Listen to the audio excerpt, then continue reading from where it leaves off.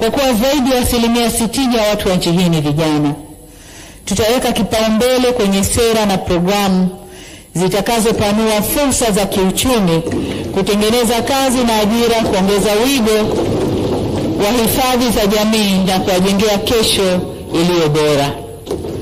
Ili kuhakikisha vijana wanapata nafasi ya kushiriki katika kujenga mustakabali mwema wa taifa letu, tutaweka kipaumbele kwenye ushirikishwaji wa vijana katika masuala ya maendeleo yao. Natambua kumekuwa na majukwaa mengi ya kuwafikia vijana, ila bado shughuli zao zinafifishwa na masuala ya kisiasa na majukwaa hayo kupoteza malengo na mvuto kwa vijana. Mimi na wenzangu serikalini tumefikiria kuwa na wizara kamili itakayoshughulikia na mambo ya vijana.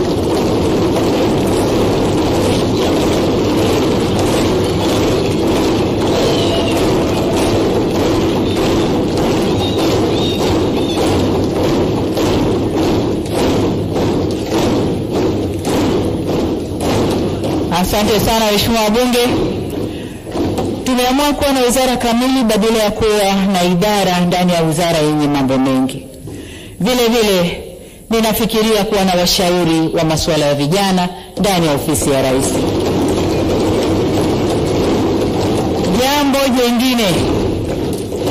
Jambo jingine tuliloahidi kulitekeleza ndani ya siku 100 za awali za kazi ni kuchukua hatua za kuongeza mitaji kwa ajili ya shughuli za kiuchumi za vijana na wanawake kwa kutenga shilingi bilioni 200.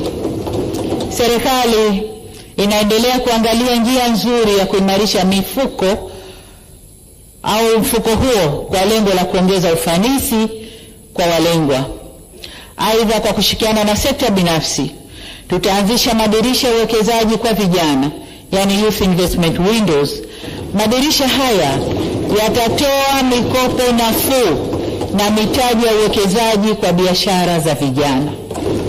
Mheshimiwa Spika, pamoja na hayo niliyoyaeleza, kuna mengi zaidi ambayo tumejipanga kuyafanya katika kipindi cha miaka 5 ijayo. Ni dhima ya serikali kuendeleza ukuaji wa uchumi, na katika kipindi hiki tutaanza utekelezaji wa dira ya taifa ya maendeleo ya mwaka 2025 mpaka 2050, tukilenga kujenga taifa jumuishi lenye ustawi, haki na linalojitegemea. Dira mpya imeweka vigezo vya kuchagua sekta na maeneo ya kupewa kipaumbele yaliyobainishwa kwenye andiko la dira yenyewe.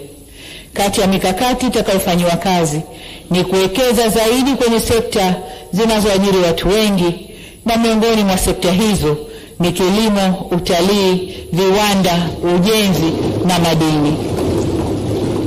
Malengo yetu ya kiuchumi ni kupandisha kasi ya ukuaji wa uchumi toka 5.6% ya sasa hadi zaidi ya 7% kuelekea mwaka 2030. Ukuaji huu utaiwezesha serikali kuboresha huduma za kijamii na kujenga miundombinu wezeshi ya kiuchumi. Tutaimarisha masoko ya mitaji kwa kuhamasisha uwekezaji wa ndani na kutumia rasilimali zetu kama madini kudhamini mikopo ya uwekezaji badala ya kuweka mzigo mkubwa kwenye deni la taifa. Mwelekeo wetu ni kukua kwa pamoja kwa uchumi unaogusa maisha ya mtu mmoja mmoja, yani microeconomy, na kukua kwa uchumi jumla, yani macroeconomy. Mheshimiwa Spika, mtakubaliana nami kuwa sekta binafsi ni nguzo muhimu ya ukuaji wa uchumi, hususan sekta binafsi ya ndani. Tutaboresha zaidi mazingira ya biashara nchini kwa kukamilisha utekelezaji wa mpango wa kuboresha mazingira ya biashara, yani Mkumbi. Aidha, tutatekeleza mapendekezo ya tume niliyoiunda ya kuboresha mifumo ya kodi nchini ili kuwapatia wafanyabiashara wetu wepesi katika kufanya biashara zao.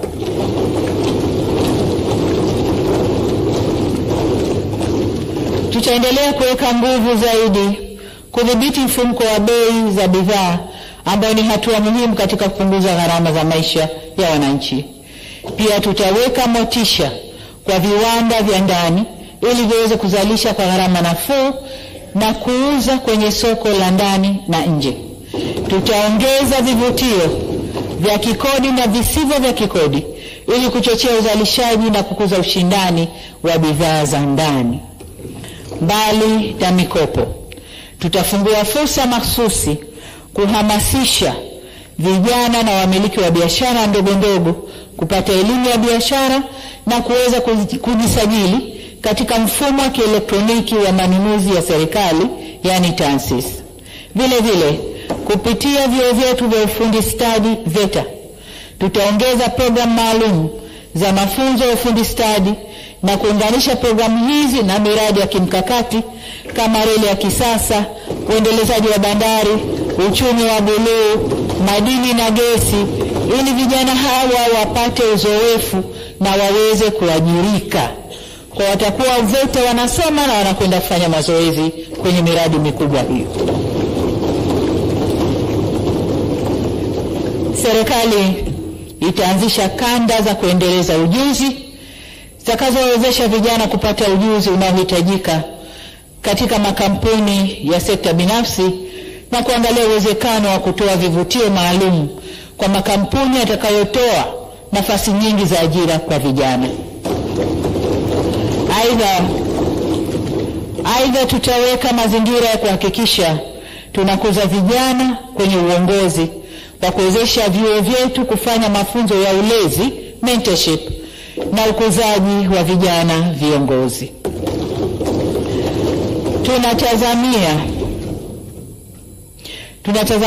Tutaitazama mikopo ya 10% ya makusanyo ya halmashauri zetu ili kuboresha upatikanaji wa mikopo hiyo kwa walengwa. Vile vile, ni vyema walengwa wakajua kwamba fedha hizi ni mkopo na sio msaada, ni mbegu na sio mavuno, na ni mtaji na sio ruzuku. Hivyo marejesho na tija yake lazima ionekane. Matamanio yangu ni kuona ifikapo mwaka 2030 tuwe tumetengeneza wawekezaji vijana ambao watatoa ajira kwa vijana wenzao.